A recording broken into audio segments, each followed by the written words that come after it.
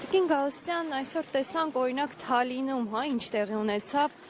փաստացի հոգևորականներին չէին թողնում մտնել եկեղեցի, ինչի մասին է սա խոսում։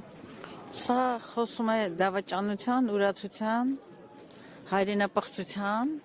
դավադրության, հակապետական գործունեության եւ քրեական հանցագործության մասին եւ այն խուժանը, այս Սուրբ Հորով այդ բառը օգտագործում են խուժանը, որը փորձում է եկեղեցին օկուպացնել, ինքը ինձ համար հավասարազոր է այն թուրք քոչվորին, արաբ քոչվորին, այն բոլոր ասպատակողներին, թրքաբարո ասպատակողներին, որոնք դարեր շարունակ փորձել են հայ առաքելական եկեղեցին, մեր Սուրբ եկեղեցին, մեր ինքնությունը ասպատակության ենթարկել, բայց մեր եկեղեցին, մեր հավատը անսասան է եւ շարունակելու է մնալ անսասան։ Եվ բացի բարոյական գնահատականներից, այս սրբազան տարածքներում ես բարոյական գնահատականների մասին եմ խոսում, բայց իրենք նաև վաղ թե ուշ կանգնելու են նաև քրեական պատասխանատվության եւ արժեվ եւ այս ամենը ունի թե բարոյական, թե քաղաքական եւ թե իրավական գնահատականներ, բայց հիմա ուզում եմ այս Սուրբ Լուսավոր օրով բարոյական արժեքներից նաև խոսել։ Գիտեք, ես միշտ զարմանում եմ մարդկային այն, ինչ ասեմ, մարդկային ճիվաղության, անբարոյականության վրա, որ պատրաստ են տաբուներ, կարմիր գծեր հատել, պաշտոնի, աթոռի, նյութի համար վաճառել հոգին սատանային։ Սատանայաբարո, այդ բառն էլ չի ուզում այստեղ գործածել, բայց դա սատանայաբարո վարք է եւ դժվարանում եմ հայոց բառարանում նույնիսկ գտնել որևէ բառ, որ նկարագրի այդ երևույթը, բայց նրանք անցողիկ են, թե մեր եկեղեցին, թե մեր պատմությունը, մենք մեր պատմության ընթացքում այսպես ուրացողների եւ դավաճանների հետագիծել ունենք ցավոք սրտի եւ նրանք այլևս այդ խարանը ուրացողի խարանը նրանց ճակատից եւ նաեւ այդ գերդաստանների եւ այդ ինչ ասում են տանիքների ճակատից չի իջնելու։ Բայց գիտեք,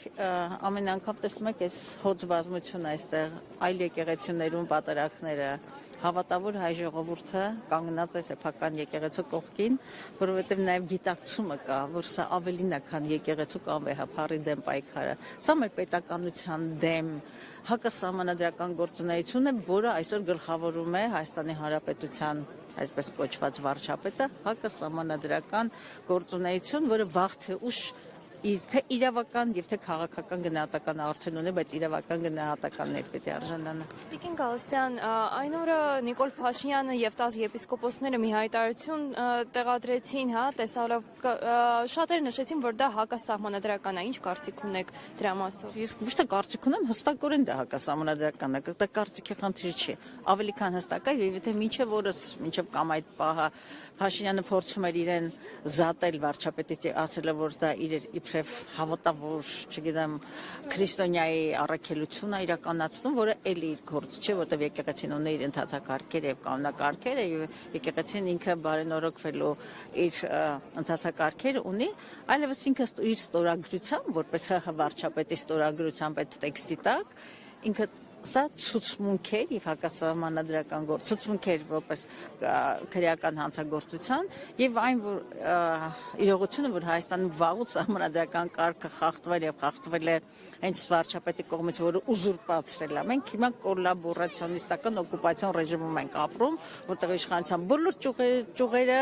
ուզուրպացվել են Փաշինյանի կողմից եւ քաղաքական խմբակի կողմից, բայց ես ուզում եմ լավատեսական նոտայով ավարտեմ։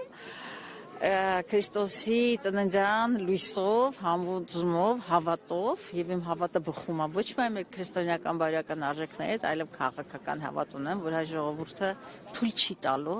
որ այսպես ուրացողները ասպատակեն մեր հավատը, մեր պետականությունը, մեր սահմանադրությունը եւ մեր ինքնությունը առհասարակ։ Սիրով։ Որացա մեր ժողովրդի շնորհավորել։ Լավ, գնանք մոնվարեն։